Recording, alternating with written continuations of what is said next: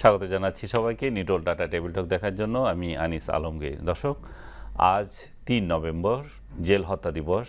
১৯৭৫ সালের এই দিনে এক ষড়যন্ত্রের মাধ্যমে ঢাকা কেন্দ্রীয় কারাগারে বন্দী অবস্থায় হত্যা করা হয়েছে বঙ্গবন্ধুর শেখ মুজিবুর রহমানের পক্ষে মুক্তিযুদ্ধ পরিচালনাকারী জাতীয় চার নেতা, বাংলাদেশের প্রথম অস্থায়ী রাষ্ট্রপতি সৈয়দ নজরুল ইসলাম, প্রধানমন্ত্রী তাজউদ্দিন আহমেদ, মন্ত্রিসভার সদস্য ক্যাপ্টেন এম মনসুর আলী এবং AHM কামরুজ্জামানকে।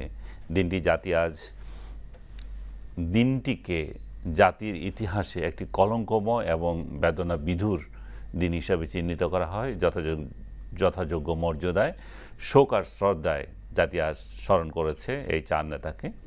সকালে ধানমন্ডিতে বঙ্গবন্ধুর প্রতিকৃতি, বনানী কবরস্থান এবং কেন্দ্রীয় কারাগারে তাদের প্রতিকৃতিতে শ্রদ্ধা জানানো হয়েছে।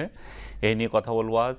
জেল হত্যার ৪১ বছর, এই শিরোনামে অতিথি হিসেবে আছেন ইউল্যাবের অধ্যাপক সলিমুল্লাহ খান, আছেন সিনিয়র সাংবাদিক কাজী সিরাজ এবং ঢাকা সাংবাদিক ইউনিয়নের সাবেক সাধারণ সম্পাদক কুদ্দুস আফরাদ।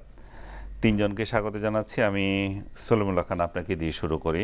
বলছিলাম যে এটা যে ৪১ বছরের একটা ঘটনা, আমরা কথা বলছি। সেদিনে সেই হত্যা নিয়ে আমরা বছরের পর বছর আলাপ করে আসছি, কিন্তু এটা জাতির জন্য কতটা ক্ষতি বয়ে এনেছিল সেই হিসাবকে আসলে আমরা এটা তো অঙ্কের হিসাবে আর করা যায় না, কিভাবে নির্ণয় করতে পারি? ৪১ বছর মানে প্রায় বাংলাদেশের স্বাধীনতার প্রায় সমবয়সী, ৩-৪ বছর কমেই বলা যায়।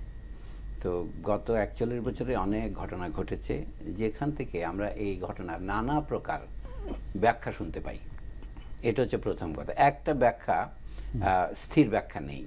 পত্রপত্রিকায় নানাভাবে লেখা হয়, দেখা যায় বাংলাদেশের ৩রা নভেম্বর থেকে ৭ই নভেম্বর পর্যন্ত প্রকৃত প্রস্তাবে কোনো সরকার ছিল না। মানে সরকারে কে আছে এটা জানার উপায় অনেক পরে হয়তো এখন আমরা বের করতে পারি, তখন মানুষের পক্ষে বলা সম্ভব ছিল না। এটা আমরা সকলে জানি ১৫ই আগস্টের, যেটাকে বলা হয় হত্যাকাণ্ড এবং অভ্যুত্থান, দুই পক্ষ থেকে দুভাবে বলা হতো। এবং এখন ৩রা নভেম্বরের এটাকেও কেউ কেউ বলবে অভ্যুত্থান, আর কেউ কেউ বলবে নিছক হত্যাকাণ্ড। সরকারের মধ্যেও পরিবর্তন হয়েছে তখন।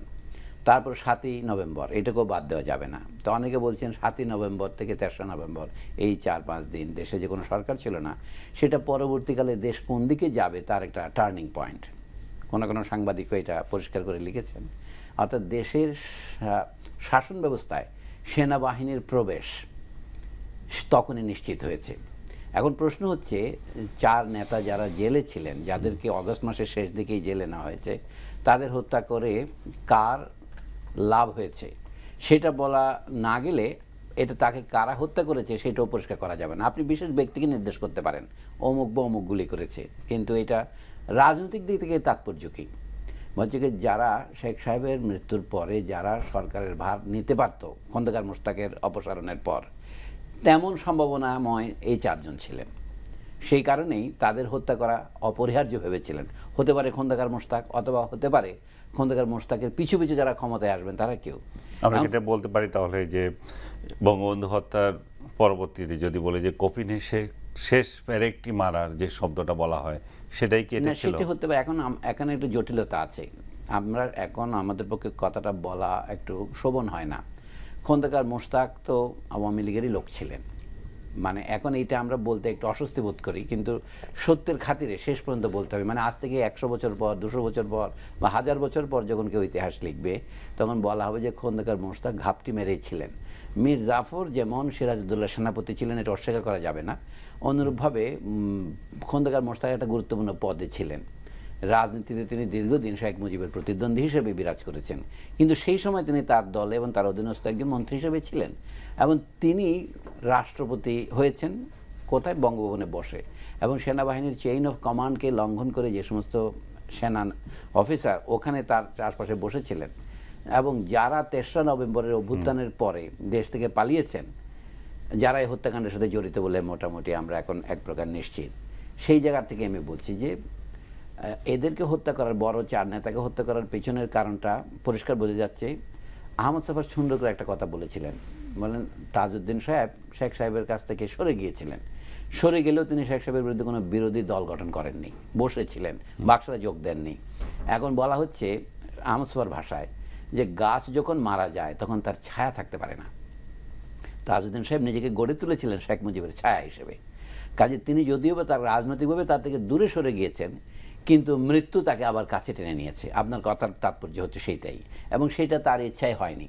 আমার বক্তব্য হচ্ছে এটাই, 1972 থেকে 75 পর্যন্ত আমাদের যে রাজনীতির একটা ক্ষুদ্র পর্ব, এটা বাংলাদেশের জন্য খুব গুরুত্বপূর্ণ পর্ব। সেই সময় তাজউদ্দিন সাহেবের নীতি গৃহীত হয়নি, তিনি শেষ পর্যন্ত সরে গিয়েছিলেন, কিন্তু তারপরেও তাকে প্রাণ দিতে হয়েছে। কিন্তু একটা নীতিতে তিনি অটল ছিলেন, মানে তারা যদি খন্দকার মোশতাকের মন্ত্রিসভায় যারা যোগ দিয়েছিলেন, সত্যের খাতিরে বলতে হবে তাদের অধিকাংশই আওয়ামী লীগের লোক ছিলেন। খন্দকার মোশতাক সরাসরি সামরিক শাসন জারি করেননি, তিনি এমন সামরিক মন্ত্রিসভা গঠন করেননি, পরে তিনি সামরিক অধ্যাদেশ তাকে জারি করতে হয়েছে। এমনকি কর্নেল তাহের যখন তাকে সামরিক শাসন ঘোষণা করতে বলেছিলেন এই 7ই নভেম্বর, তখন তিনি করেননি। এই সমস্ত জিনিসের আমাদের আরও আলোচনা করতে হবে। মোটামুটি প্রশ্নটা হচ্ছে এই, আমরা যেটাকে বলি বাংলাদেশ হচ্ছে পাকিস্তানের বিরুদ্ধে লড়াই করে স্বাধীন হয়েছে, যে পাকিস্তান বেশিরভাগ সময় সেনাবাহিনী নিয়ন্ত্রণ করেছে। তাহলে বাংলাদেশ স্বাধীন হওয়ার পর মুক্তিযুদ্ধের মধ্য দিয়ে আমাদের সেনাবাহিনী একটা মুক্তিযোদ্ধা সেনাবাহিনী হিসেবে গড়ে উঠেছে, কিন্তু তারপরে পাকিস্তান থেকে প্রত্যাগত সেনারাও এসেছে। এখন প্রশ্ন হয়েছিল বাংলাদেশের রাজনীতিতে আবার এত দ্রুত সামরিক শাসন ফিরে আসলো অথবা সেনাবাহিনীর বাহিনীর কর্তৃত্ব ফিরে আসলো, যার হাত থেকে আমরা তারপর থেকে গত 41 বছর যে আপনি বললেন আমরা কতটুকু মুক্ত হয়েছে সেটাও বিবেচনার বিষয়। মানে প্রত্যক্ষে না হলে পরোক্ষে হলেও নানাভাবে সামরিক বাহিনীর ছায়া এসেছে। তখন থেকে লোকে মনে করে এই উপমহাদেশে একমাত্র ভারত ছাড়া অন্যান্য দেশের সামরিক বাহিনীর কর্তৃত্ব মোটামুটি রয়েছে। বর্মায় ছিল, আমার পাকিস্তানে ছিল, বাংলাদেশে ছিল, শ্রীলঙ্কা সরাসরি না থাকলেও নানাভাবে ছিল যাদের যুদ্ধের জন্য। এই ক্ষেত্রে বক্তব্য হচ্ছে এটাই, বেসামরিক থেকে সামরিক দিকে যাবার যে যাত্রা আমরা হয়েছে সেটা আমরা 75 সনে দেখেছি, কিন্তু তার মধ্যে পরপর অনেকগুলো ছোট ছোট অভ্যুত্থান হয়েছে। তার মানে বোঝা যাচ্ছে সেনাবাহিনীর মধ্যে ঐক্য ছিল না। সে ঐক্য পুনঃপ্রবর্তন করতে হলে অনেকগুলো রক্তাক্ত ঘটনা আমাদের দেখতে হয়েছে। কিন্তু 23 নভেম্বরের ঘটনাটা অভূতপূর্ব আরও দিক থেকেও, যে জেলখানার ভিতর হত্যাকাণ্ড আগেও হয়েছে 1952 সনের পরে, 1950-এর পরে খাপড়া ওয়ার্ডের রাজশাহীতে গোলাগুলি হয়েছে, সেটা ছিল কমিউনিস্ট বন্দী এবং তাদের অনশন বা অন্যান্য কারণে তাদের ভিতরে হয়েছে। কিন্তু এইখানে যারা জেলবন্দী ছিলেন তারা কোনো অনশন করেননি, তারা নিজেরা কোনো কাজ করেননি, তারা সরকারের কাস্টডিতে ছিলেন। সুতরাং নৈতিকভাবে দায়িত্ব যিনি তখন সরকার প্রধান তাকেই নিতে হয়। খন্দকার মোশতাকের শাসনামলেই হয়েছেন, কিন্তু এখন খন্দকার মোশতাকের পক্ষপাতীরা বলবেন যে মোশতাকের তখন নিয়ন্ত্রণ ছিল না। কিন্তু ঘটনাটা ঘটেছে 23 নভেম্বর, যখন খালেদ মোশাররফ অভ্যুত্থান করেছেন, কিন্তু পুরোপুরি অভ্যুত্থান তিনি করেননি। এটা আরেকটা দুর্ভাগ্যের বিষয়। তো এই সমস্ত প্রশ্ন আমার মনে হয় সিনিয়র সাংবাদিক আছেন আমাদের, সিরাজ ভাইকে বলতে হয় ভালো। আপনি বলেন একটু। ধন্যবাদ আপনাকে। আসলে প্রথমেই আমি একটা জিনিসও জানতে চাচ্ছি যে এই 15ই আগস্ট থেকে 3 নভেম্বর সময়টা কিন্তু একেবারে ছোট না, অনেক দিন। তো তাদেরকে 83 দিনের মতো, প্রায় 80 দিনের মতো, হ্যাঁ, এতদিন অপেক্ষা করতে হলো কেন তাদেরকে হত্যা করার জন্য? ধন্যবাদ আপনাকে। আসলে 23 নম্বরে যে ঘটনা, এটা হচ্ছে আমাদের এখানে ক্ষমতার দ্বন্দ্বের এটা একটা প্রকাশ। ক্ষমতার দ্বন্দ্ব ছিল তীব্র, এবং যারা বঙ্গভবনে ছিলেন সবাই মিলে কিন্তু এককভাবে ক্ষমতা ভোগ করছিলেন না। সেখানেও আবার প্রতিযোগিতা ছিল, প্রতিদ্বন্দ্বিতা ছিল, ক্ষমতার লড়াই ছিল। সে ক্ষমতার লড়াইয়েরই এগুলো প্রকাশটা আমরা দেখেছি এগুলো। এবং এটা বটেই 3 তারিখ থেকে 7 তারিখ পর্যন্ত আসলে বাংলাদেশে কোনো সরকার ছিল কিনা। 6 তারিখে খালেদ মোশাররফ সাহেব জাস্টিস সাইম সাহেবকে প্রেসিডেন্ট করলেন, তারপর একটা কিছু বোঝা গেল। ওই কদিন কিন্তু বাংলাদেশে মিডিয়াও একদম বন্ধ ছিল, রেডিও টেলিভিশন সব কিছু বন্ধ ছিল। একটা আতঙ্কের মধ্যে, উৎকণ্ঠার মধ্যে ছিল। মানে খন্দকার মোশতাক আছে কি নাই সেটা জানা যায়নি, সেটাও জানা যায়নি। যে সন্দেহ, সংশয়, আশঙ্কা, আতঙ্ক বহু কিছু কাজ করেছে।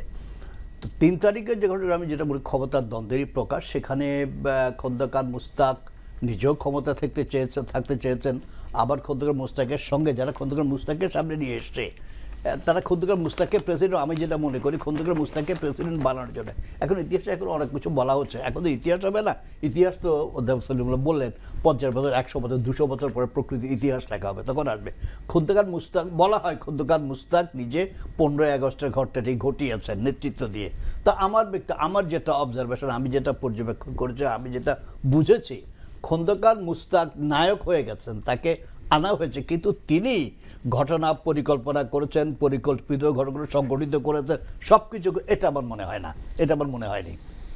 যারা ঘটনা ঘটিয়েছে তারা সামাল দেওয়ার জন্য, এবং তারা মনে করছে বঙ্গবন্ধুর প্রতিপক্ষ বাছাই করছে, ওদিক দিয়ে তারা অত্যন্ত সুচতুর বুদ্ধিমত্তার পরিচয় দিয়েছে বলবো, যে বঙ্গবন্ধুর সঙ্গে থেকে বঙ্গবন্ধুর বিরুদ্ধে আসলে ভেতরে ভেতরে কারা ছিলেন, সেখান থেকে কাকে দিয়ে বঙ্গবন্ধুর জায়গাটা প্রতিস্থাপন করা যায়, সেখানে তারা খন্দকার মুস্তাককে মনে করেছে। মুস্তাকের ব্যাকগ্রাউন্ড তো আছেই, মুক্তিযুদ্ধ চলাকালীন সময় থেকে খন্দকার মুস্তাক যে লাইনে মুভ করেছেন, সেটা মুজিবনগর সরকার যে লাইনে মুভ করতে চেয়েছিল, তিনি একটু ভিন্ন লাইনে মুভ করতে চেয়েছিলেন। এটা পত্র পত্রিকায় মিডিয়াতে আমাদের এখানে যেটুকু আছে, বাইরেও আছে, এগুলো হয়েছে। তো সেখানে ৩রা নভেম্বরে যখন এটা নতুন করে বলার দরকার নেই, ৪ নভেম্বর জেলখানাকে বলা হয় অত্যন্ত নিরাপদ জায়গা। কিন্তু আমি যে প্রশ্নটা আপনাকে করলাম যে এত দীর্ঘদিন, এটা রুট শোনাচ্ছে হয়তো, কিন্তু ওরা তো মিশন তো কিলিং না, ৭৫-এর এই এরা শেষ করে দেব, বঙ্গবন্ধু এরা থাকবে না, তো সেই জায়গায় তাদেরকে এতদিন নিতে হলো কেন এই ৪ নেতাকে হত্যা করার জন্য?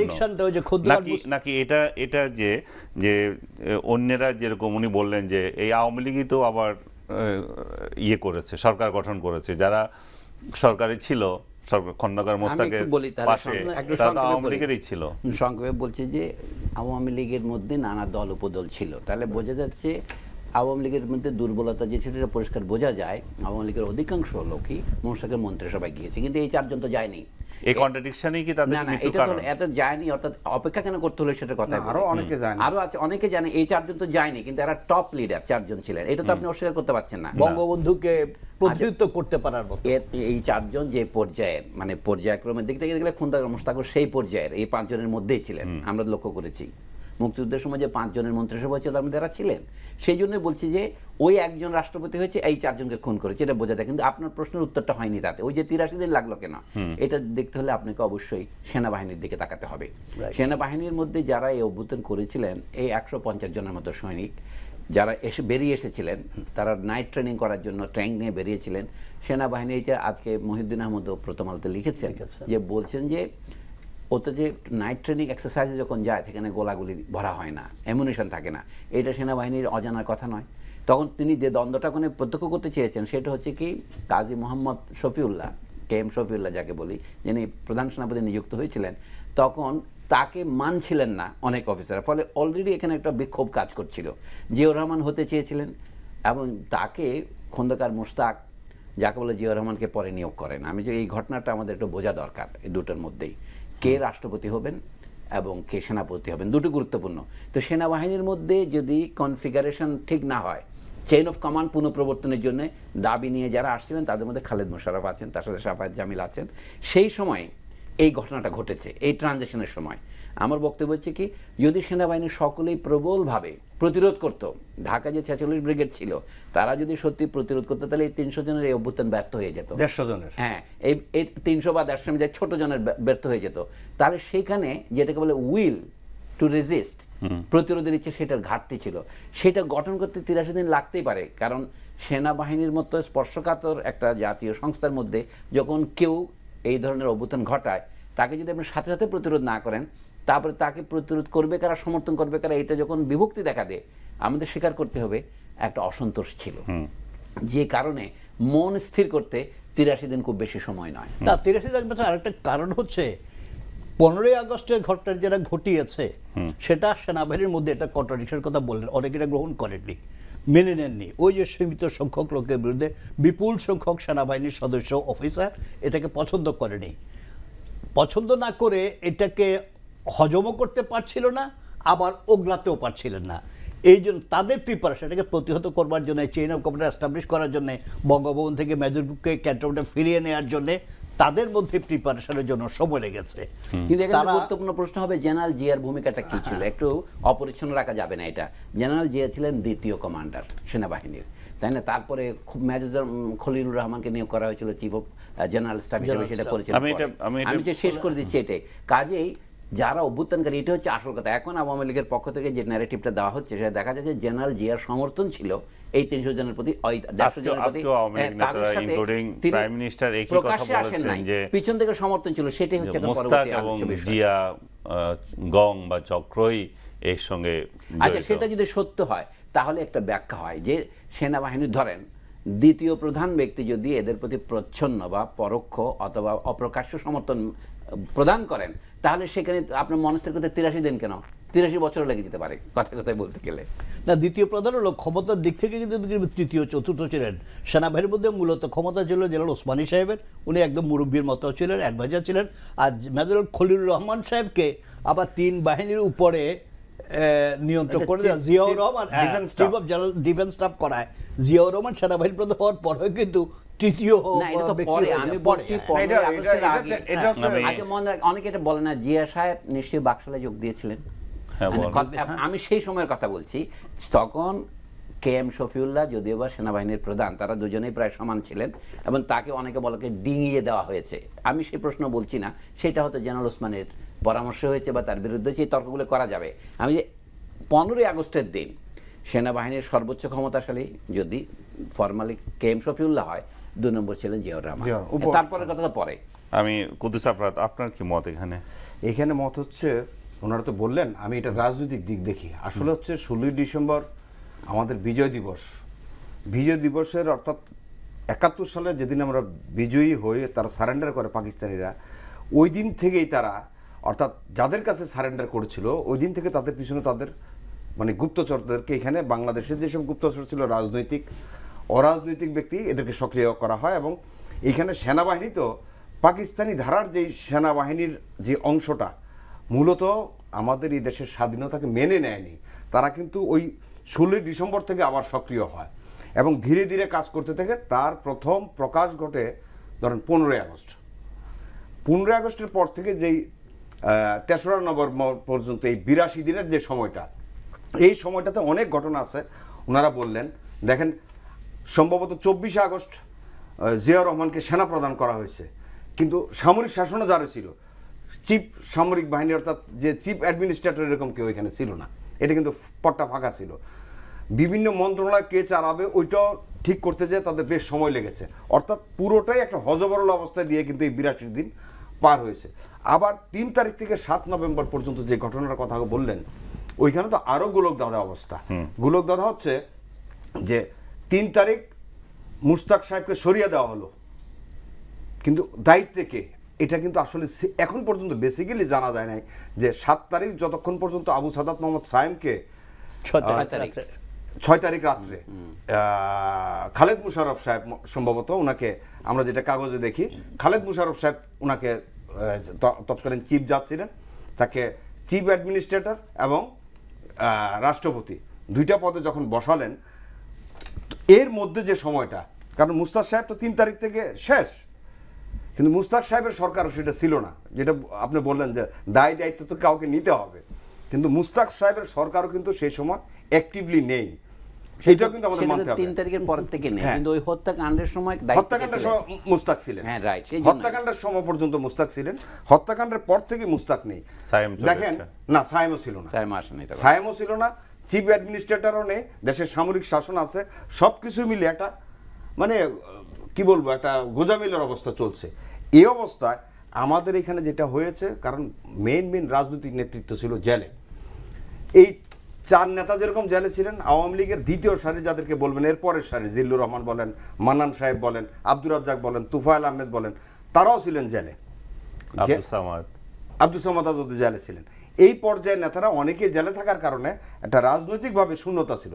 সেই অবস্থায় যখন 7 তারিখের যে অভ্যুত্থানটা, এখানে পাল্টা একটা অভ্যুত্থান আরেকটা হয়ে যায়, তখন মূলত যেটা দেখা গেল সেটা কি হলো, ওই দিনই এটা ন্যাপের মহিউদ্দিন সাহেব হিসেবে পরিচিত, পরে অবশ্যই উনি আওয়ামী লীগে এসেছেন, বাকশাল করছেন, উনার নেতৃত্বে, উনি সম্ভবত তখন রাশিয়ার রাষ্ট্রদূত ছিলেন, উনার নেতৃত্বে ইউনিভার্সিটি এরিয়া একটা মিছিল বের হয়। এই মিছিল বেরোনো একটা বড় রং চং দেওয়া হয়ে গেল যে খালেদ মুশাররফ ভারতের লোক। খালেদ মুশাররফ আদৌ ভারতের ইন্ধনে ভারতের লোক ছিল কিনা, ভারতের মদদে 7ই নভেম্বর অভ্যুত্থান হয়েছিল কিনা, এটাও কিন্তু এখনো ক্লিয়ার না। কিন্তু খালেদ মুশাররফের কাল হয়ে গেল ওই টিএসসি থেকে, সিরাজ ভাই আরো ভালো বলতে পারবে, যে টিএসসির যে মিছিলটা বেরোলো, এই মিছিলটা আরেকটা গোলক দাদায় ফেলে দিল। সেই সময় বলা হয় যে ওনার ভাই ছিলেন, নাসির মোশাররফ ছিলেন, মতিয়া চৌধুরী ছিলেন, ওনার মা ছিলেন, এবং উনি এরকমও শোনা যায়, উনি কমেন্ট করেছিলেন মা তুমি আমাকে শেষ করে দিলে, এরকম একটা কমেন্ট মিডিয়াতে পরে কারণ ওইখানে জয় বাংলা স্লোগানও হয়েছিল, জয় বাংলা স্লোগানও হয়েছিল। যদি ওনার আত্মীয় স্বজন পরে বলেছে যে খালেদ মোশাররফ প্রো ইন্ডিয়ান ছিলেন না, এটা বললাম তো, আলোচনা সেগুলো যারা মুক্তিযুদ্ধের সময় খালেদ মোশাররফকে চেনেন, মুক্তিযুদ্ধের সঙ্গে সরাসরি ছিলেন, তারা জানেন। আমি ব্যক্তিগত এই সাক্ষীটা দিতে পারি, আমরা আওয়ামী লীগের সঙ্গে জড়িত ছিলাম না, মুক্তিযুদ্ধে ছিলাম, এবং আমরা সবাই জানে আমরা বাম প্রগতিশীল রাজনীতির সঙ্গে জড়িত ছিলাম। আমাদের এলাকা 14 বিভিন্ন এলাকায় একটু অব্যাহত রাখবো, এরপরে আমি আসছি আপনাদের কাছে। এই যে জিয়াউর রহমানের প্রসঙ্গগুলো, খন্দকার মোস্তাকের প্রসঙ্গ, এবং এই যে জেল হত্যার বিচারটা নিয়েও আমরা একটু আলোচনা করতে পারি। বিরতির পরে আসছি দর্শক, একটা বিরতি নিয়ে ফিরে আসছি, সঙ্গেই থাকুন।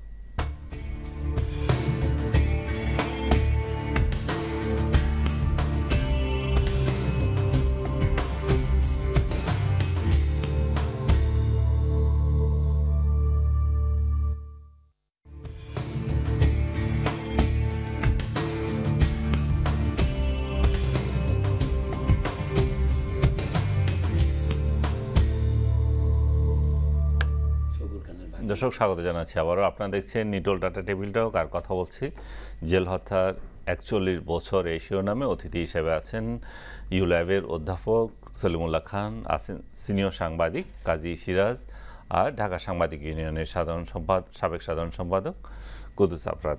আমি কাজী সিরাজ আপনার কাছে যাচ্ছিলাম, বিরতির আগে আমরা বলছিলাম যে খালেদ মোশাররফের ভূমিকা নিয়ে, বিশেষ করে দুর্ভাগ্যজনক যে খালেদ মোশাররফ মারা গেলেন। খালেদ মোশাররফ যে ঘটনাটি ঘটিয়েছিলেন সে ঘটনা সবাই আমরা জানি, যে সেনাবাহিনীতে ডিসিপ্লিন ফিরিয়ে আনতে চেয়েছিলেন, চেষ্টা করেছিলেন যে বঙ্গভবনে যে মেজর গ্রুপ বিশৃঙ্খলা সৃষ্টি করে অবস্থা তৈরি করেছে তাদেরকে ক্যান্টনমেন্টে ফিরিয়ে নেওয়ার জন্য উনি একটা উদ্যোগ নিয়েছিলেন। সেখানেও দ্বিমত ছিল, সেখানেও কন্ট্রাডিকশন ছিল, উনি ক্ষমতায় কি থাকতে চান নাই? উনিও ক্ষমতা চেয়েছেন তো বটে, কিন্তু আমি বলছি ক্ষমতা থাকতে চাওয়া না চাওয়ার দ্বন্দ্ব বাদ দিয়ে উনি মারা যাওয়ার পরে যেটা প্রচার হলো, গেলেন ওনাকে চিহ্নিত করে দেয়া হলো, যেহেতু ওনার মা, ওনার ভাই রাশেদ মোশাররফ পরে এমপি হলেন, মন্ত্রী হলেন আওয়ামী লীগ সরকারের, তারপর বেগম মতিয়া চৌধুরী, এরা যখন শহীদ মিনার থেকে মিছিলটা করে 32 নম্বর বঙ্গবন্ধুর বাড়িতে গেলেন এবং জয় বাংলা স্লোগান দিয়ে গেলেন, তখনই এটা মুহূর্তে এখন বিদ্যুৎ গতিতে ছড়িয়ে পড়লো যে এটা ইন্ডিয়া করিয়েছে, খালেদ মোশাররফ ইন্ডিয়ার লোক হয়ে এই কাজটি করেছে।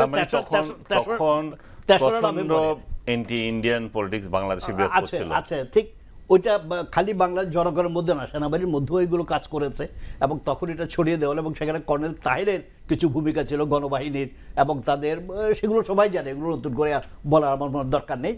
তো সেখানে খালেদ মোশাররফকে আমি যেটা বলতে চাই, উনি ভারতের এজেন্ট হিসেবে, চর হিসেবে চিহ্নিত হয়ে এই ঘটনাটা মারা গেলেন, দুর্ভাগ্যজনক। কিন্তু আমাদের যেটা অভিজ্ঞতা মুক্তিযুদ্ধকালে সেটি হচ্ছে, আমি তো আগেই বলেছি, আমরা আওয়ামী লীগের সঙ্গে ছিলাম না, আমরা বাম প্রগতিশীল রাজনীতির সঙ্গে ছিলাম, মওলানা ভাসানীর নেতৃত্বের ন্যাবের সঙ্গে। ব্রডলি বললে আমাদের ভারতে খুব একটা সুবিধা ছিল না, সহযোগিতা করে নাই, বিপদের মধ্যে ছিলাম, অস্ত্রশস্ত্রের অসঙ্গতি ছিল, এবং সেখানে আপনি আমাদের এই ন্যাপের ভাসানী ন্যাপের পক্ষে, অন্যটা বাদ দিলেন, কমিউনিস্ট বাদ দিলেন, ব্রডলি ভাসানী ন্যাপের যে কতগুলো পক্ষে ছিল, আমাদের কুমিল্লা চৌদ্দগ্রাম থেকে শুরু করে ওই একটা এলাকা ছিল, শিবপুর, নরসিংদী, মনোহরদী এলাকাটা ছিল, সাতক্ষীরার একটা গ্রুপ ছিল, এই বিভিন্ন জায়গায় আমরা পরবর্তীকালে যুদ্ধে অস্ত্র সংগ্রহ করতে পেরেছি, এবং আমাদের কাছে সে অস্ত্রগুলো এখনও নিশ্চয়ই এখনকার গোয়েন্দা সংস্থা যদি তদন্ত করে দেখবে যে এদের হাতে অস্ত্রগুলো এলো কোত্থেকে, এবং এই অস্ত্রগুলো আসার পেছনে খালেদ মোশাররফের অবদান ছিল।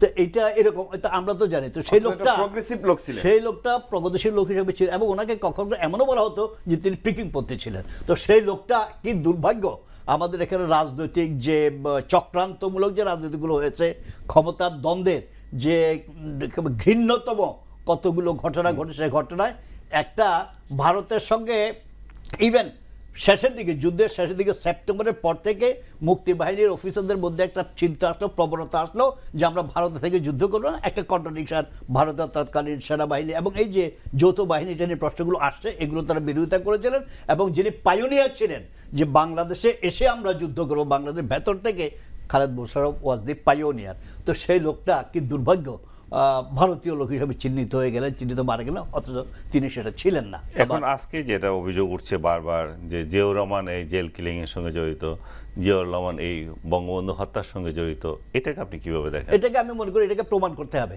এটাকে প্রমাণ করা খুব কষ্টসাধ্য ব্যাপার। জেল হত্যাগুলো যখন ঘটেছে তখন জিয়াউর রহমানের ক্ষমতা তখন তত বেশি ছিল না। ক্ষমতার বাইরে থেকে যারা ক্ষমতা প্রয়োগ করছে, তাদের সঙ্গে জিয়াউর রহমানের যে কন্ট্রাডিকশন ছিল, সেখানে জিয়াউর রহমান দুর্বল ছিলেন কিন্তু। আর তখন তো জিয়াউর রহমানও বাইরে ছিলেন না। জিয়াউর রহমান সাহেব তো একদম সবাই জানি, আমরা সবাই জানি। তো কাজে যদি উনি বাইরে থেকে করা যায় না তা না, সেনাবাহিনী সেনা গোয়েন্দা সংস্থার লোক ছিলেন এমনও হতে পারে। এমন যদি কোনো মেকানিজম তার মধ্যে থেকে থাকে বাইরে, সেটা প্রমাণ করতে প্রমাণ সাপেক্ষ, প্রমাণ করে এটা এস্টাবলিশ করতে হবে যে জিয়াউর রহমান সাহেব জড়িত ছিলেন। কিন্তু এখন পর্যন্ত আমাদের জানা মতে এই সরকার তো, আওয়ামী লীগের গভর্নমেন্ট তো এক নাগারেই আছে 8.5 বছর। এর আগেও ছিলেন শেখ হাসিনার সরকার 5 বছর। কিন্তু কখনো তারা যদি এরকম তথ্য মানে প্রামাণিক কিছু দলিল হাতে পেতেন, নিশ্চয়ই এতদিনটা প্রতিষ্ঠিত করে ফেলতেন। বঙ্গবন্ধু হত্যায় জিয়াউর রহমান কতটা জড়িত আসলে, এবং এই জেল কিলিংয়ের পরবর্তী পর্যায়ে খন্দকার মোশতাক সম্পর্কে আমরা যে আলোচনা শুরু করেছি, সেইখানে আমাদের শুরু করতে হবে আবারও। খন্দকার মোশতাকের সাথে কাদের যোগাযোগ ছিল, জিয়াউর রহমানের যোগাযোগ ছিল কিনা, এটা হচ্ছে গুরুত্বপূর্ণ প্রশ্ন। এবং পরে আমি যদি বলি, খালেদ মোশাররফ যখন অভ্যুত্থান করেন, তার মূল স্ট্র্যাটেজি কী ছিল? তার দেশপ্রেম নিয়ে আমি প্রশ্ন তুলছি না, আর যেটা তাকে অপবাদ দেওয়া হয়েছে সেটা যদি আমরা লঙ্ঘনও করি, তার কতগুলো কৌশলগত ভুল হয়েছিল কিনা। যেমন ধরুন, তিনি প্রথমে সেনা প্রধান হতে চেয়েছিলেন, তিনি মোশতাক সরকারের দাবি তুলেছেন আমাকে সেনা প্রধান মানে, এবং তাকে আমরা দেখছি ব্যাচ পরিয়ে দিচ্ছি অপর দুই বাহিনী। এটা দরকার ছিল কি জন্য? তখন সেনা প্রধান হিসেবে তিনি স্বীকৃতি চেয়েছিলেন। তারপরে সেই অথরিটি ব্যবহার করে তিনি বলছেন যে যদি এই মেজরদের ফিরিয়ে আনা না হয় ক্যান্টনমেন্টে, তাহলে আমরা বঙ্গভবন আক্রমণ করব ছিল। তারপরে তিনি নেগোসিয়েশনটা যেটা করলেন আমরা দেখতে পাচ্ছি, তিনি তাদেরকে যাওয়ার, সেফ এক্সিট দেওয়ার স্বীকৃতি দিলেন। এইটা তার ঠিক হয়েছিল কিনা, এটা হচ্ছে প্রশ্ন। এবং এইখানে আমাদের বিচার তো হয়েছে জেল হত্যার, এগুলি তো বিচারের আদালতের প্রশ্ন, অনেকগুলো মীমাংস হয়েছে এখন। কিন্তু লক্ষ্য করার বিষয়, স্ট্র্যাটেজি হিসেবে তিনি পূর্ণাঙ্গ ক্ষমতা নেননি। প্রথমেই তিনি একজন রাষ্ট্রপতি খুঁজতেছিলেন। খন্দকার মোশতাক নেই, কিন্তু তার জায়গায় রাষ্ট্রপতিকে, সেটা কিছুক্ষণ অনিশ্চিত। কিন্তু তিনি সেনাপ্রধান হলেন। তো সেনাপ্রধান হলেও তিনি পুরোপুরি কর্তৃত্ব অ্যাসার্ট করতে পারেননি। তখন প্রশ্ন হয়েছে, তাকে হত্যা করার জন্য যে লোক এসেছিল, এর কার আদেশে এসেছিল? তখন তিনি জিয়াউর রহমানকে বন্দী করেছিলেন, এটা বোঝা যাচ্ছে। তিনি জিয়াউর রহমানকে হত্যা করেননি, এটা গুরুত্বপূর্ণ প্রশ্ন। কর্নেল তাহেরের নেতৃত্বে সেনাদের একটা দল জিয়াউর রহমানকে মুক্ত করে। এরপরের ঘটনা আমরা জানি। এবং ঠিক ওই সময় খালেদ মোশাররফকে যে হত্যা করা হলো এই 7ই নভেম্বর সকালে, সেটাও আর একটা গুরুত্বপূর্ণ ঘটনা। এটা আরও বেশি হৃদয় বিদারক ঘটনা। তাকে বাঁচিয়ে না রেখে যে হত্যা করলো কারা? এখন প্রশ্ন হচ্ছে, সেটা কি ওই মেজরদের দল, ওরা খন্দকার মোশতাকের লোক? কারণ আর্মিতে যেহেতু এতগুলো ফ্যাকশন ছিল, এইটা এখন আমার মনে হয় তদন্ত কমিশন করে করা উচিত। কিন্তু আমাদের দুর্ভাগ্য যে একটা সম্যক শক্তিশালী তদন্ত কমিশন হলো না কেন, যার ফলে এটা সিম্পল একটা মার্ডার কেসের বিচার হয়েছে। কিন্তু তাহলে আমরা বলবো যে জেল হত্যায় যে বিচার হলো, কুদ্দুস আপনাদের কাছে বলে জেল হত্যায় যে বিচার হলো, তাহলে এটা কতটা মানে গ্রহণযোগ্য হয়েছে? না, গ্রহণযোগ্য এটা হচ্ছে একটা মার্ডার কেসের, অর্থাৎ তারা মারা গিয়েছেন, তাদের বিচার হয়েছে। কিন্তু এটার এই যে বললেন স্যার যে রাজনৈতিক এটার দিক আছে, এটার এই যে আমাদের অভ্যন্তরীণ বিশৃঙ্খলার দিক আছে, যেটা হচ্ছে একটা কমিশন ছাড়া বেসিক্যালি এগুলা খুঁজে খুঁজে বের করা খুব কঠিন। কিন্তু আমাদের একটা কথা মানতেই হবে, এটা হচ্ছে একটা বড় পরিবর্তন। কিন্তু 75-এর যে পরিবর্তনটা আসে এখানে, অর্থাৎ আমাদের এখানের যে প্রগতির ধারা, গণতন্ত্রের ধারা, অসাম্প্রদায়িক মুক্তিযুদ্ধের চেতনার ধারা, এই সবগুলো ধারাকে কিন্তু 75-এর প্রথম 15 আগস্টে যে হত্যাকাণ্ড হলো, এটা দিয়ে একটা ধারা হলো, এবং এটাকে সিল করে দেওয়া হলো 3রা নভেম্বর হত্যাকাণ্ড। 3রা নভেম্বর হত্যাকাণ্ডকে আমি এইভাবে দেখি আমার দৃষ্টিতে, যে এর থেকে আমরা কিন্তু পিছনের দিকে চলে গেলাম। আবার আমরা পাকিস্তানি ধারা, আবার আমরা এখানে মুক্তিযুদ্ধের যে চেতনা ছিল, সেই চেতনা বোর্ডটাতে আমাদের কিন্তু আমাদের যে বোর্ডটা আরও এগিয়ে নেওয়ার কথা, সেখান থেকে আমরা না এগিয়ে আমরা পিছনের দিকে চলে যেতে ক্রমেই আমরা পিছনের দিকে গেলাম। এবং আমি মনে করি এইটার পিছনে দেশীয় এবং দেশের বাইরের যেরকম চক্রান্ত ছিল, আমাদের রাজনৈতিক দলের ভিতরে আওয়ামী লীগ এবং আওয়ামী লীগের বাইরে ক্ষুদ্র ক্ষুদ্র অংশেরও যোগসাজশ ছিল, এবং তারই সম্মিলন হয় এই 75 সালের 3রা নভেম্বর হত্যাকাণ্ড। একটু আগে স্যার বললেন যে বঙ্গবন্ধুর পরে যে 4 জন লোক ছিলেন, 5 জন লোক, তার ভিতরে খন্দকার মোশতাক একজন। আর খন্দকার মোশতাক তো রাষ্ট্রপতি, 4 জন ছিলেন জেলে বন্দী। যখন 3রা নভেম্বর অভ্যুত্থান একটা হয়ে গেল, অর্থাৎ খন্দকার মুস্তাককে ক্ষমতাচ্যুত করা হলো, তখন প্রশ্ন আসে যে ওই 4 জনের একজনকে এখানে চলে আসতে পারে কিনা। দেখেন খুব ভোর রাত্রে কিন্তু এই হত্যাকাণ্ডের ঘটনাটা ঘটে, এবং হত্যাকাণ্ডটা এই জন্য করা হলো যাতে ওরা কেউ এই জায়গাটা এসে মানে দেশটাকে মানে মুক্তিযুদ্ধের ধারায় বা দেশটাকে শান্তির ধারায় না নিতে পারে। সেই কারণে কিন্তু খুব দ্রুতভাবে এই কাজটা হয়ে গেল। ওদের ডেড বডি পড়েছিল একদিন ওই জায়গাটা। আরও খুব যেটা বোঝার বিষয় এবং আমাদের এখনও এটা অনুসন্ধানের বিষয়, সেটা হচ্ছে যে খন্দকার মুস্তাক সরে গেলেন, সরে যাওয়ার পরেও খন্দকার মুস্তাককে কিন্তু তারা কারাবন্দিও করেননি, কোনো কিছুই করেন। খন্দকার মুস্তাক কিন্তু এই জায়গাটা খুব সুন্দরভাবে এক্সিট করে দেওয়া হলো। আমাদের যারা অভ্যুত্থান করেছিল 75-এর তাদেরকে যেরকম বাইরে যাওয়ার জন্য দেওয়া হলো, খন্দকার মুস্তাক একই অবস্থা, খুব সুন্দর একটা এক্সিট পেয়ে গেলেন। কিন্তু এক্সিট পেলেন না কারা? যারা এই ধারাটাকে চেঞ্জ করেছিলেন। এখন জিয়া রহমান এখানে কতটা জড়িত অথবা জড়িত না, আমি যেটা ক্ষুদ্র ক্ষুদ্র অংশ বলছিলাম তার ভিতরে একটা অংশ কিন্তু জাসদ। তখন জাসদ দেশের খুবই একটা বড় পার্টি, এবং এই পার্টিটা এই 3রা নভেম্বর থেকে নিয়ে 7ই নভেম্বর পর্যন্ত তাদের ভূমিকা কিন্তু খুব উজ্জ্বল ভূমিকা ছিল। উজ্জ্বল ভূমিকা আমি এই অর্থে বলছি যে তারা সেই সময় নেপথ্যে সব ধরনের, অর্থাৎ সেনাবাহিনীর যেই ক্ষুদ্র অংশটাকে তারা উস্কানি দিয়েছে, এর পিছনে ছিল জাসদ। 7ই নভেম্বর অভ্যুত্থান বলেন আর পাল্টা অভ্যুত্থান বলেন, 15ই আগস্টের আগের ভূমিকা কি তাদের? কারণ 15 আগস্টের আগের ভূমিকা তাদের একটা রাজনৈতিক ভূমিকা ছিল। তারা এখানে সশস্ত্র বিপ্লবও চেয়েছে, ক্ষমতা বদল চেয়েছে, সেটা অন্য ধারা। কিন্তু এর মধ্যে 15ই আগস্ট থেকে নিয়ে 3রা নভেম্বর পর্যন্ত জাসদের সেই রকম ওপেন সক্রিয় কোনো ধারা ছিল না। জাসদের যেইটুক কর্মকাণ্ড আমরা তখন এখন জানি শুনি, সেটা হচ্ছে টোটালটাই মাটির নিচে দিয়ে হয়েছে। অর্থাৎ জাসদ সেনাবাহিনীতে একটা বড় গ্রুপ তৈরি করা, অর্থাৎ সেনাবাহিনী নিচু স্তরে কিছু কিছু অফিসার বিপ্লবী সৈনিক সংস্থা করেছিল তারা, বড় তারা হুমকি হয়ে পড়েছিল। এবং ওই হুমকিটাই অর্থাৎ জিয়া রহমানকে যখন কারাবন্দী অবস্থায় ফিরিয়ে আনে 7ই নভেম্বর, মূলত জাসদের এখানে শক্ত ভূমিকা ছিল। কিন্তু সেই জাসদের ভূমিকাটা এখন অনুসন্ধানে, অর্থাৎ 3 তারিখ থেকে 7 তারিখ আমি বললি যে 3 তারিখ থেকে 7 তারিখ কমিশনে জাসদের একটা বড় প্রশ্ন আসবে, জাসদ সেই সময়টা কি করেছিল। আর আজকে যে মুক্তিযুদ্ধের ধারার কথা বলে জাসদও বলছে, কিন্তু ধারাটা তো ওই জায়গাটাই চেঞ্জ হয়ে গেছে। মুক্তিযুদ্ধের ধারায় যদি ফিরিয়ে নেওয়া হতো, তাহলে জাসদকে আমি এখনো কোশ্চেনেবল রাখি, জাসদ এখনো মুক্তিযুদ্ধের ধারার দল কিনা আমার কাছে কিন্তু এটা যথেষ্ট কোশ্চেন আছে।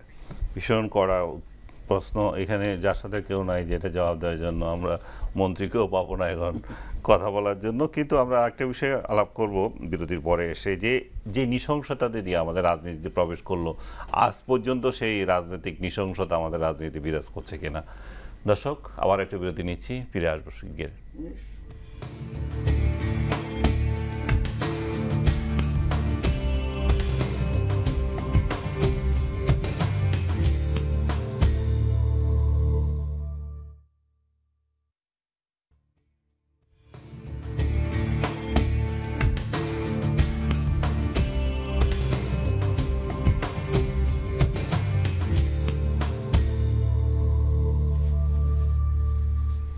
দর্শক, স্বাগত জানাচ্ছি আবারও। আপনারা দেখছেন নিটোল টাটা টেবিল টক, আর কথা বলছি জেল হত্যার 41 বছর এই শিরোনামে। অতিথি হিসেবে আছেন ইউল্যাবের অধ্যাপক সলিমুল্লাহ খান, আছেন সিনিয়র সাংবাদিক কাজী সিরাজ, আর ঢাকা সাংবাদিক ইউনিয়নের সাবেক সাধারণ সম্পাদক কুদ্দুস আফরাদ। আমি শেষ অংশে গিয়ে জাসদের ভূমিকা নিয়ে কথা বলছিলাম, আর একটা বলছিলাম যে নৃশংসতা রাজনীতিতে এটা দিয়ে প্রবেশ করেছে, এটা কি সে ধারাবাহিকতা কিনা, এখনো আছে কি ওরকম নৃশংসতা আমাদের রাজনীতিতে? যে আমরা দেখলাম যে 21শে আগস্টে গ্রেনেড হামলার মতো ঘটনাও ঘটেছে এদেশে, প্রতিপক্ষকে শেষ করে দেওয়া এবং ক্ষমতায় না থাকা অবস্থায়। না, এটা দুর্ভাগ্যজনক। এটার অবসান হয়েছে এটা বলা যাবে না। এরকম এই খারাপ চিন্তা, নষ্ট চিন্তা এখনো আমাদের বড় বড় যারা ক্ষমতার লড়াইতে আছে, এক্ষুনি ক্ষমতা চায়, তাদের মধ্যে এটা এখনো ক্রিয়েশন আছে বলে আমার মনে হয়। যেমন 21শে আগস্টের যে হত্যা প্রচেষ্টা, এটা তো সোজা কথা, লুকিয়ে ছাপিয়ে রাখা তো কোনো কিছু নেই। মূলত লক্ষ্য ছিলেন তো শেখ হাসিনা, যে তাকে মেরে ফেললে মনে করেছে আওয়ামী লীগের নেতৃত্ব দেওয়ার কিছু নেই। এবং এটা মনে হয় আমার কাছে মনে হচ্ছে আল্লাহ উপর থেকে ধরে, মানে ওই জিব্রাইল আসলাম বলছে তাড়াতাড়ি সে ধরে রাখ, আমার এরকম করে তাকে বাঁচিয়ে, তাহলে তো she was suppose two be killed. এটা তো কোনো ইয়ে ছিল না। এটা উদ্দেশ্যটা হচ্ছে আওয়ামী লীগের নেতৃত্ব শূন্য করে নিজেদের ক্ষমতার পথটাকে প্রশস্ত করা অথবা স্থায়ী করার একটা চেষ্টা, এগুলো আছে। তো এখন এগুলো আইনে প্রমাণ হবে কে করেছে, কারা করেছে, মামলা মোকদ্দমা আছে, এখানে দেখা যাবে। তো এই প্রবণতা এখনো আছে, কোনো পক্ষই যে ছেড়ে দিয়েছে এগুলো আমার মনে হয় না। রাজনীতিতে বড় আকারে নাই, ছোটোখাটো আকারে বিভিন্ন জায়গায় হচ্ছে, গুম হচ্ছে, হত্যা হচ্ছে, এগুলো তো হয়েছে, ক্রস ফায়ার হচ্ছে। তো এগুলো এখন ওই চিন্তা ভাবনার বাইরে কিছু না বলে আমার মনে হয়, এবং এগুলো বন্ধ হওয়া দরকার। আমাদের এখানে বঙ্গবন্ধু যেটা লড়াই, সারা জীবন লড়াই যা করেছেন, ত্রুটি বিচ্ছুতি, মানুষ তো সমালোচনার ঊর্ধ্বে না। মানুষ মানে অপরাধ করে না, ভুল করে না, শয়তান মানুষ, ভুলভ্রান্তি করে, ত্রুটি বিচ্ছুতি থাকে, সেরকম ছিল। কিন্তু উনি সারা জীবন সংসদীয় গণতন্ত্রের জন্য লড়াই করেছেন। এখন ওনার মেয়ে, ওনার কন্যা শেখ হাসিনা রাষ্ট্র ক্ষমতায় আছেন। তার মানে বঙ্গবন্ধুর যে চিন্তা ভাবনা, দর্শন, সেটাকে অনুসরণ করে চললে এবং অন্যরাও যদি বাধ্য হয় ওই পথে চলতে, তাইলে এই চিন্তা ভাবনাগুলো দূর হবে, নাইলে হবে না। আর জাসদের, আচ্ছা জাসদের একটা 1972 থেকে জাসদ দল হিসেবে গড়ে উঠেছে কেন, সেই কাহিনীও সকলেই জানেন। তখন দেশে গণতান্ত্রিক অবস্থা কি ছিল? জাসদ তো ছিল নিয়মতান্ত্রিক বিরোধী দল হিসেবে গড়ে ওঠা, কিন্তু 1974-এর মাঝামাঝির পর থেকেই তারা গোপন হয়ে গেল, গণবাহিনী গঠন করলো। একটা ঘটনার তো একটা কার্যকারণ সম্পর্ক আছে, আমরা তো একটা আকাশ থেকে একটা নিপতিত হয়নি। এবং 1974-এর শেষ দিকে 28শে ডিসেম্বর জরুরি আইন জারি হলো দেশে এই যে জরুরি অবস্থা, 75 সালে জানুয়ারিতে বাকশাল হলো, তখন একদল হয়ে গেল। এই পটভূমিটা মনে আমরা না রেখে যদি বলি, তাহলে কোনো জিনিস আমরা বুঝতে পারবো না। এই অবস্থায় তখন সরকার পরিবর্তনের পথ হিসেবে জাসদও সশস্ত্র সংগ্রাম শুরু করেছে, সোজা কথা বলতে গেলে। এখন পৃথিবীর নানা দেশে সশস্ত্র সংগ্রাম হয়েছে। সশস্ত্র সংগ্রাম মানেই হচ্ছে দেশের প্রতিষ্ঠিত রাজশক্তির বিরুদ্ধে সে লড়াই করছে। তো সেইটা, এই সুযোগটা, হত্যা করার সুযোগটা জাসদ পায়নি। সে এটা প্ল্যান করেছিল কিনা আমি সেটা বলছি না। এটা এমন একটা শক্তি করেছে যেটাকে আমরা সাধারণত তৃতীয় শক্তি বলি। আপনি পছন্দ হলে চতুর্থ, পঞ্চম শক্তি বলতে পারেন। মার্কিন রাজনীতিতে যখন এখন তৃতীয় শক্তির আবির্ভাব হয়েছে, সেটা হচ্ছে FBI ডিরেক্টর, হ্যাঁ, জেমস কোমি, এরকম হয় একটা। এদেরকে ইংরেজিতে বলে স্পয়লার, যারা দুইজন প্রতিদ্বন্দ্বীর মধ্যে একজন এমন আসা, তার মধ্যে একজনকে দুর্বল করে ফেলে, ফলে অপরজন জিতে যেতে পারে, নিজে সে জেতে না। আমার মনে হয় 75-এ তাই ঘটেছে। খন্দকার মোশতাক যে ঘাপটি মেরে বসেছিলেন, তার সাথে আমি সিরাজ ভাইয়ের সাথে মৃদু দ্বিমত করবো আর কি, যে উনি পরিকল্পনা করেছেন কিনা সেটা বড় ব্যাপার নয়। পরিকল্পনা কার্যের সাথে তার উদ্দেশ্য এবং লক্ষ্যের যে সমতা, একটা কথা ধরি, বাংলাদেশ বেতারকে আমরা বাংলাদেশ বেতার বলেই ঘোষণা করেছিলাম 72 থেকে, ভালোর জন্য হোক মন্দের জন্য হোক। তারপরে রেডিও বাংলাদেশ করতে হবে কেন? না, রেডিও বাংলাদেশের খারাপ কথা নয়, কিন্তু করতে হবে। আগে রেডিও পাকিস্তান ছিল, তার সাথে মিলটা আসে। আমি এই জিনিসগুলো বোঝাচ্ছি, দেশের যেটা সামরিক পরিবর্তন হলো, এখন তার পেছনে পাকিস্তানি গোয়েন্দা সংস্থা ছিল কি ছিল না সেটা তো তথ্য প্রমাণ তদন্ত কমিশনের ব্যাপার, কিন্তু ফলাফলের দিক থেকে তো জড়িত ছিলই বলা যেতে পারে। সাথে সাথে পাকিস্তান স্বীকৃতি দিল কেন? আরব দেশগুলি বাংলাদেশকে স্বীকৃতি দেয় নাই। এমনকি OIC-তে শেখ সাহেব যাওয়া সত্ত্বেও তাকে অনেক সমালোচনার মুখোমুখি হতে হয়েছে। আমি বলছি, তখনকার যে 3.5 বছরের রাজনীতির যে পরস্পর বিরোধিতা, তার মধ্যে একটা হচ্ছে বাংলাদেশের আন্তর্জাতিক স্বীকৃতি। সেই দিক থেকে মুসলিম দেশগুলো বাংলাদেশের স্বাধীনতা সংগ্রামের সময় খুব বেশি সহযোগিতা করেনি, এটা সকলে আমরা জানি। জাতিসংঘে বাংলাদেশ একটা মাইনরিটি ছিল, কিন্তু শেখ সাহেবের মৃত্যুর পরে হঠাৎ করে চীন সহ সবাই স্বীকৃতি দেওয়া শুরু করলো। চীন, সৌদি আরব। হ্যাঁ, আমি বলছি এই কথাগুলি বোঝার দরকার। চীন তো আর ইসলামিক কারণে নয়, তার মানে বোঝে চীন হচ্ছে ভারত বিরোধী, রুশ বিরোধী, এই কারণেই। কথাগুলি পরিষ্কার। পাকিস্তান আবার নতুন করে, একটা কথা এখন পরিষ্কার হলো, 1975-এর 15ই আগস্টের পরিবর্তন যারা ঘটিয়েছেন তারা জাসদের নয়, কিন্তু জাসদ এরপরে সেখান থেকে যে ফল পাওয়ার চেষ্টা করেছিল ওই মাঝখানে, সেটা সফল হয়নি। তাদের যে পরিকল্পনা ছিল তারা গণ অভ্যুত্থান করবে, সেটা করতে পারেনি। তারা যে পরিকল্পনা সেনা অভ্যুত্থান করবে, সেখানে নেতৃত্ব তাদের হাত ফসকে চলে গেছে।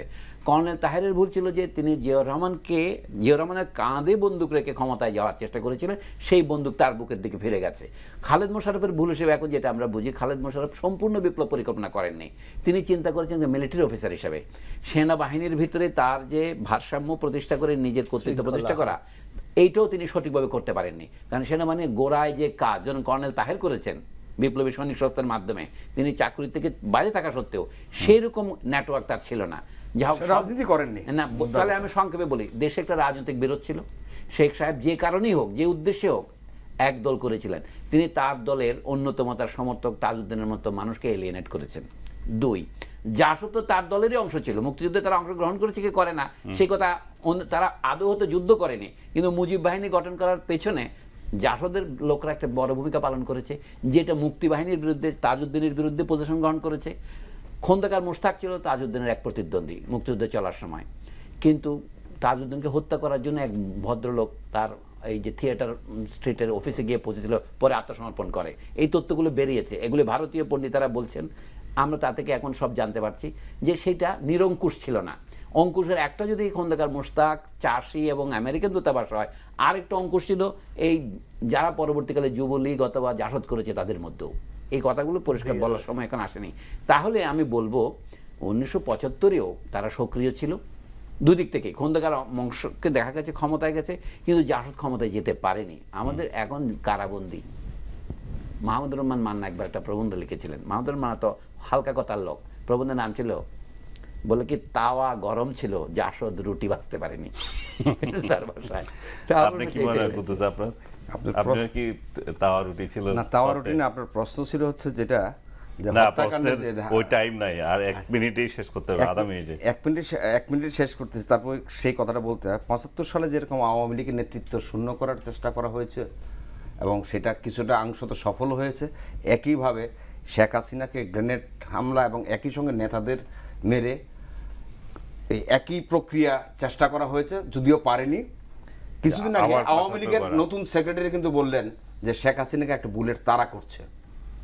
আমি শঙ্কিত, নিশ্চয়ই সরকার হাতে বা সরকারের কাছে এই ধরনের কোনো গোয়েন্দা খবর থাকতেই পারে। অনেক দিন থেকে বলছে তারা করছে। তো শেখ হাসিনা আজকের যে অবস্থান, যে অবস্থা, রাজনীতির যে পরিবর্তন, সব মিলিয়ে রাজনীতিতে হত্যাকাণ্ড থাকে, কিন্তু এই ধরনের ন্যাক্কারজনক কাণ্ড যাতে আমাদের দেশে না হয় আমরা সেটাই কামনা করি, সেটাই কামনা করি। আর জাসদের কথা আমাকে শেষ করতে হচ্ছে। কুদ্দুস আফরাদ এবং কাজী সিরাজ, অধ্যাপক সলিমুল্লাহ খান, আপনাদের তিনজনকে অসংখ্য ধন্যবাদ জানাচ্ছি আজকে এখানে আসার জন্য। ধন্যবাদ দর্শক আপনাদেরকে সঙ্গে থাকার জন্য।